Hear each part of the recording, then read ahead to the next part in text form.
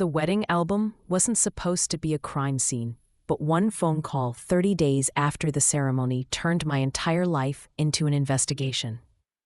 "Mr. Sterling, you need to come to the studio. Alone. Do not tell your daughter what you're doing." The voice belonged to Lisa, the photographer we'd hired for Vanessa's big day. I set my tea down on the coaster, the porcelain clinking softly in the silence of my study. It was a Tuesday, typically my morning for reviewing the ledgers from Sterling Automotive, the chain of dealerships I'd spent 4 decades building from the ground up. "What is this about, Lisa?" I asked, my grip tightening on the receiver. "I found something in the raw footage, Arthur. Something compromising. I can't describe it over the phone." The air in the room seemed to drop 10 degrees. "I'll be there in an hour." Before I could hang up, a shrill voice echoed from the hallway. "Dad, I told you, a Jeep is garbage.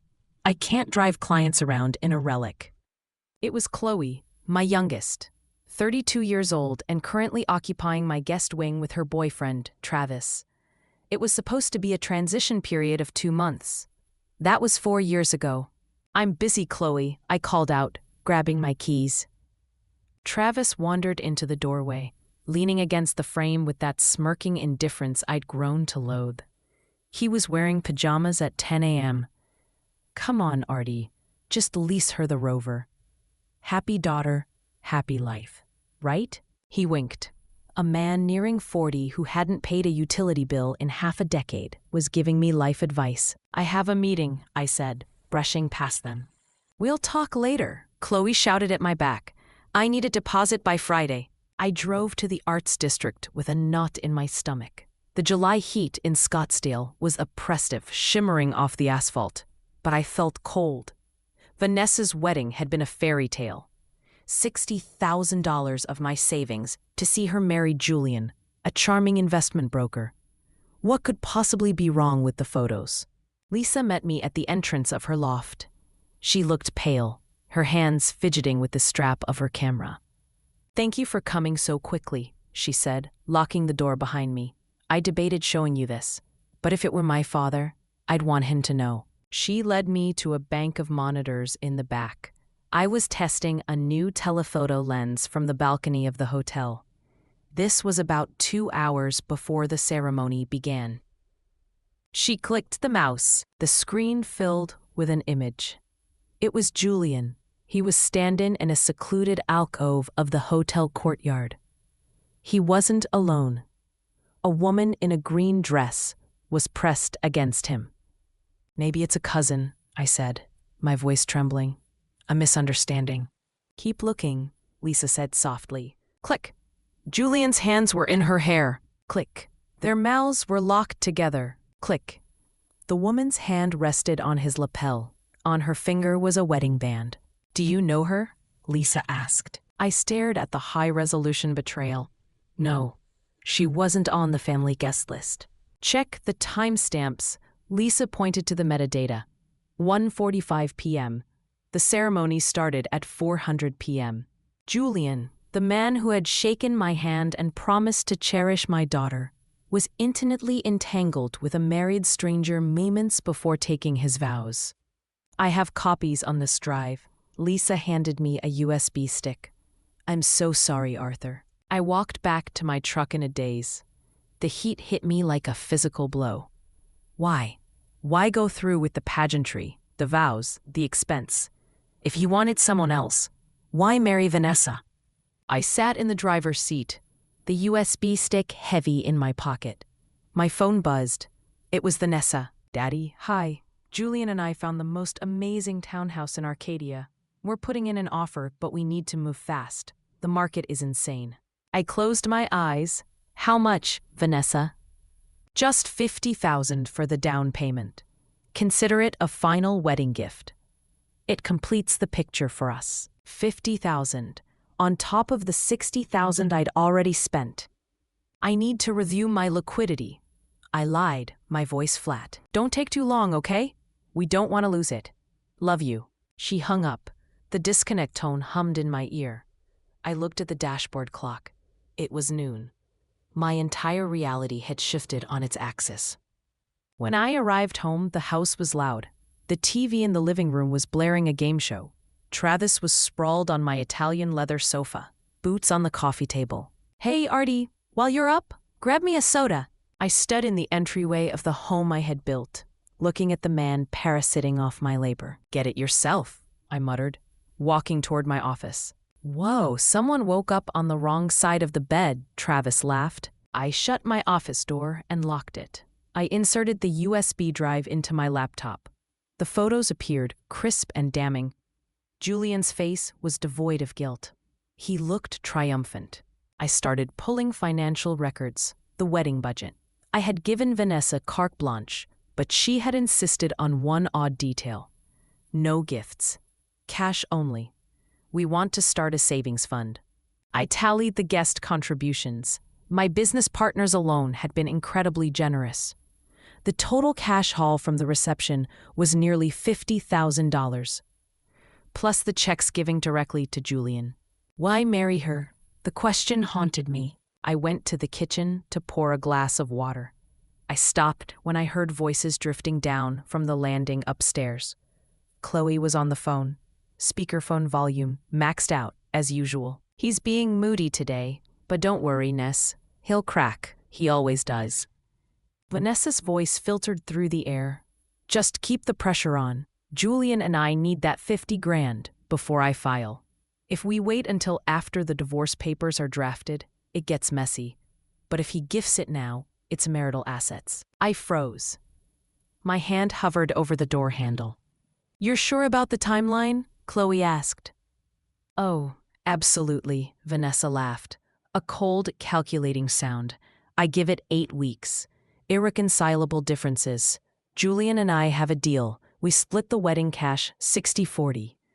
I get the majority because I had to deal with Dad's sentimental speeches. Easiest money I ever made." "God, you're a genius," Chloe giggled. "And Travis and I will guilt him into the condo down payment. He's so desperate to be the good provider, he won't even blink." "Exactly. He's a wallet with a pulse. Just play the victim, Chloe. Cry if you have to." I backed away silently.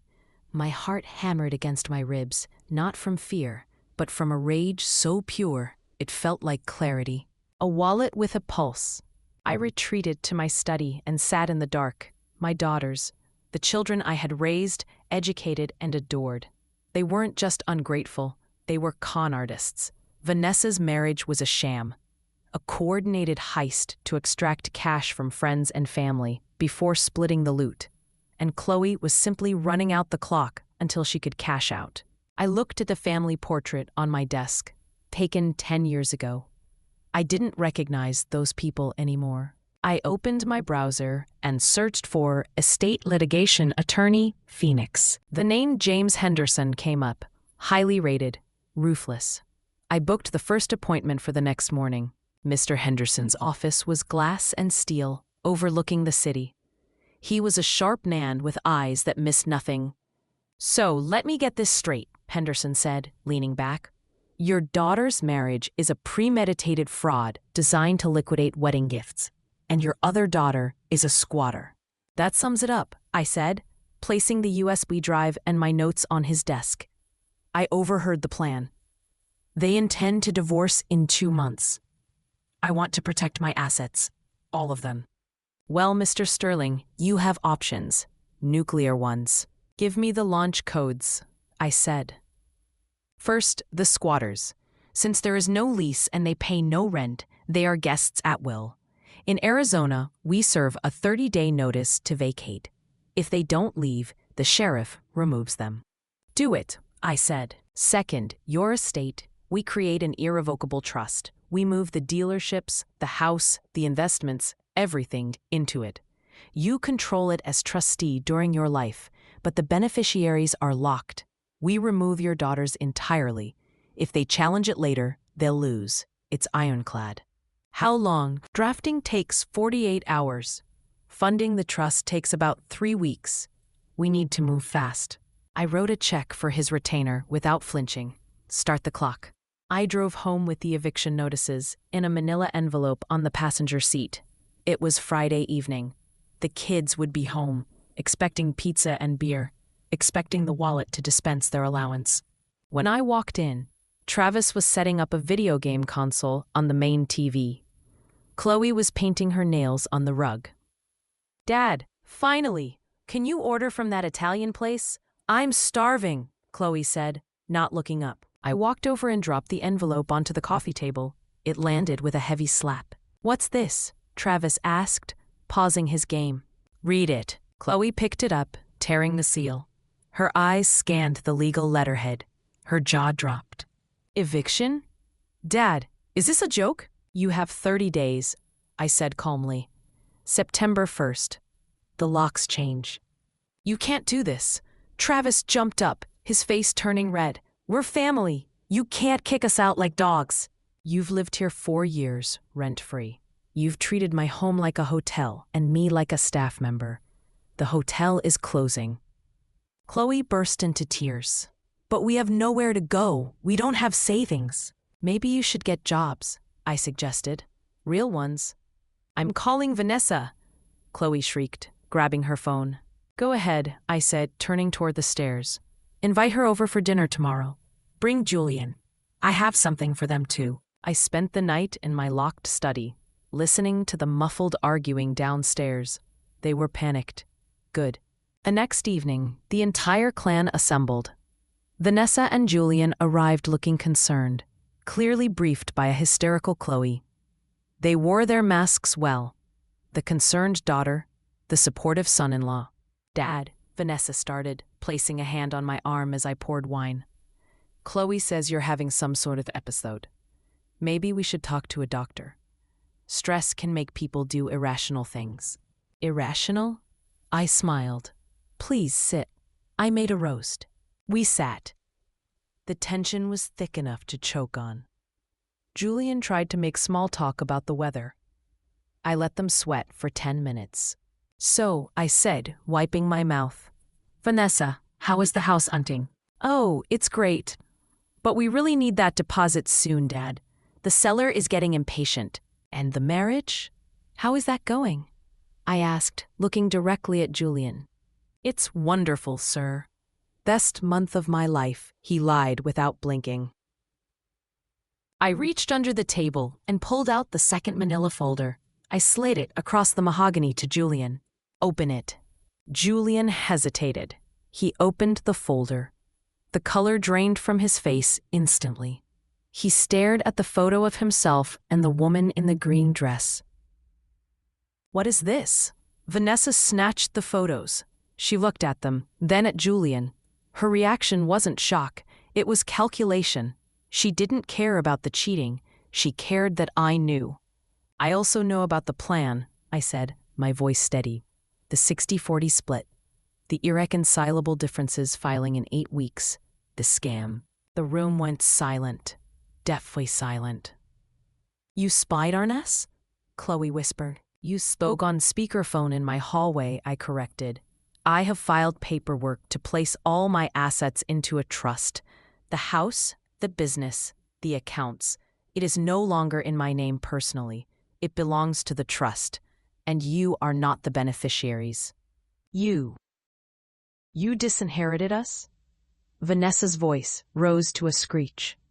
"I protected myself. You looked at me and saw a bank account. Now the account is closed." "I'm leaving." Julian stood up, knocking his chair over. "I don't have to listen to this." "Take your wife with you," I said. "And Chloe, Travis. 29 days. The explosion was immediate. Screaming, crying, threats. Vanessa called me a bitter old man. Travis threatened to sue. I sat there and finished my wine. For the next 4 weeks, my house became a war zone. They tried everything. Day 5, the accident. I came home to find my favorite antique vase shattered. "Oops," Travis said, watching TV. "Must have bumped it." I swept it up without a word. Day 12, the guilt trip. Chloe left pamphlets for homeless shelters on my pillow.